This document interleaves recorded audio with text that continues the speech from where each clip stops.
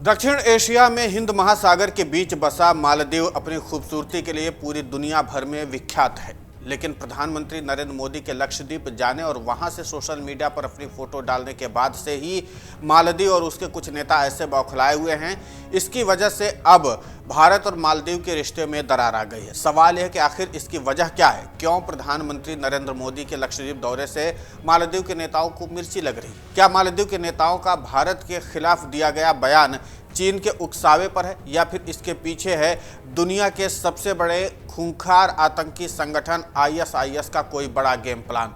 दरअसल मालदीव एशिया महाद्वीप का सबसे छोटा देश है। कहने को तो ये देश करीब 90,000 वर्ग किलोमीटर में फैला हुआ है, लेकिन जमीन के नाम पर इसके पास महज 298 वर्ग किलोमीटर का ही इलाका है।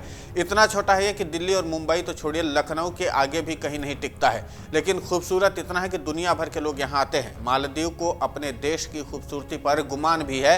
तभी तो जब प्रधानमंत्री लक्षद्वीप गए, वहाँ स्कॉर्निंग और सोशल मीडिया पर लक्षद्वीप की खूबसूरती का जिक्र करते हुए उसे और बड़े टूरिस्ट डेस्टिनेशन के तौर पर डेवलप करने की बात कही तो मालदीव को मिर्ची लग गई। मालदीव के मंत्रियों ने लक्षद्वीप के बहाने पहले प्रधानमंत्री और फिर पूरे भारत को ही लपेट लिया। उल्टी सीधी बयानबाजी करने लगे। नतीजा ये हुआ कि भारत ने पलटवार किया। वैसे ये पलटवार सरकार ने नहीं किया, बल्कि सोशल मीडिया पर बैठे लोगों ने किया, जिन्होंने बायकॉट मालदीव ट्रेंड करवा दिया। इसके बाद टूरिज्म की एक वेबसाइट ने मालदीव की सारी फ्लाइट और होटल बुकिंग कैंसिल कर दी। फिर भारत के सेलिब्रिटी भी देश के पक्ष में खड़े हो गए। सोशल मीडिया पर अमिताभ बच्चन से लेकर के अक्षय कुमार और वीरेंद्र सहवाग ने टिप्पणी की तो सरकार की ओर से भारतीय उच्चायोग ने मालदीव सरकार से आपत्ति दर्ज करवाई। इस मामले में मालदीव को अपने ही घर में विरोध का सामना करना पड़ा, जिसमें मालदीव के पूर्व राष्ट्रपति मोहम्मद नशीद और पूर्व राष्ट्रपति इब्राहिम मोहम्मद सोलिह और पूर्व विदेश मंत्री अब्दुल्ला शाहिद ने अपनी ही सरकार को नसीहत दे दी।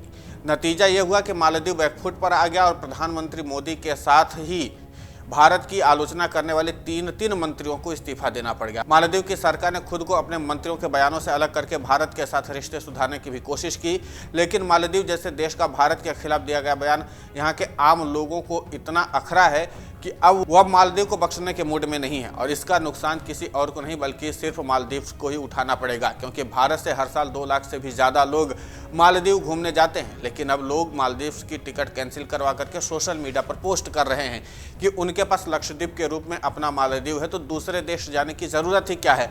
और रही बात मालदीव की, तो भारत के साथ तो उसके रिश्ते ऐसे रहे हैं कि अगर भारत ने मालदीव में घुस करके ऑपरेशन कैक्टस नहीं किया होता तो मालदीव का नक्शा शायद कुछ और ही होता।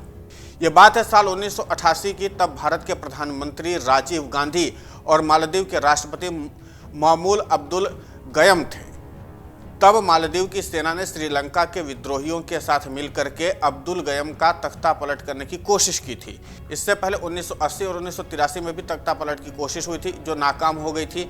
लेकिन 1988 में 3 नवंबर की सुबह People's Liberation Organisation of Tamil Eelam के करीब 100 लड़ाके मालदीव पहुंच गए और उन्होंने एयरपोर्ट, बंदरगाह और टेलीविजन और रेडियो स्टेशनों पर कब्जा कर लिया। विद्रोही मालदीव की सेना के साथ मिलकर के राष्ट्रपति भवन पर भी कब्जा जमाना चाहते थे, लेकिन राष्ट्रपति सुरक्षित बच गए। उन्होंने तब श्रीलंका, पाकिस्तान, सिंगापुर और अमेरिका तक से मदद मांगी, लेकिन काम भारत ही आया। राजीव गांधी के आदेश पर ऑपरेशन कैक्टस हुआ और तख्ता पलट की कोशिश नाकाम हो गई। इसके बाद से मालदीव भारत के संबंध दोस्ताना ही रहे। कोरोना वायरस महामारी के दौरान भारत ने वैक्सीन की खेप मालदीव को पहुंचाई थी। इसके अलावा 2014 में जब मालदीव में पानी का संकट खड़ा हो गया, तब भारत ने अपने जहाज़ों में पानी भरकर देश के लोगों की प्यास बुझाई थी। अभी मालदीव के जो पिछले राष्ट्रपति थे इब्राहिम मोहम्मद सोलिह, उन्होंने तो इंडिया फर्स्ट की नीति लागू कर रखी थी, लेकिन पिछले चुनाव में सोलिह की हार हुई थी और मैजू मालदीव के राष्ट्रपति बने, तो उन्होंने इंडिया आउट का नारा दे दिया। इसी के नारे के साथ वो चुनाव में भी उतरे थे और जीत भी दर्ज की थी। जीतने के बाद उन्हें लगा कि भारत के खिलाफ जाने की नीति ने ही उन्हें चुनाव जिताया है, तो भारत विरोधी कृत्यों से उलझ गए।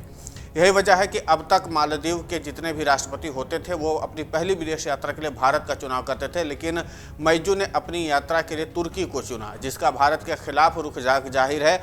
और अभी भारत मालदीव को लेकर के जो विवाद हुआ है, तो इस बीच मैजू चीन होकर के आए हैं, जिसने मालदीव्स का भारत के प्रति रुख साफ कर दिया है। और जो भी भारत का विरोधी है, चीन और पाकिस्तान उसके साथ है, तो चीन ने मालदीव की नई नीति का समर्थन कर दिया, लेकिन अपने फायदे के लिए। अब वो फायदा करना भारी पड़ रहा है। अगर भारत का टूरिज्म जो है लक्षद्वीप की तरफ शिफ्ट होता है तो मालदीव को भारी नुकसान उठाना पड़ेगा। अगर आप ये वीडियो YouTube पर देख रहे हैं तो हमारे चैनल को सब्सक्राइब करें और बेल आइकन को दबाना ना भूलें। अगर आप Facebook पर ये वीडियो देख रहे हैं तो हमारे पेज को लाइक करें।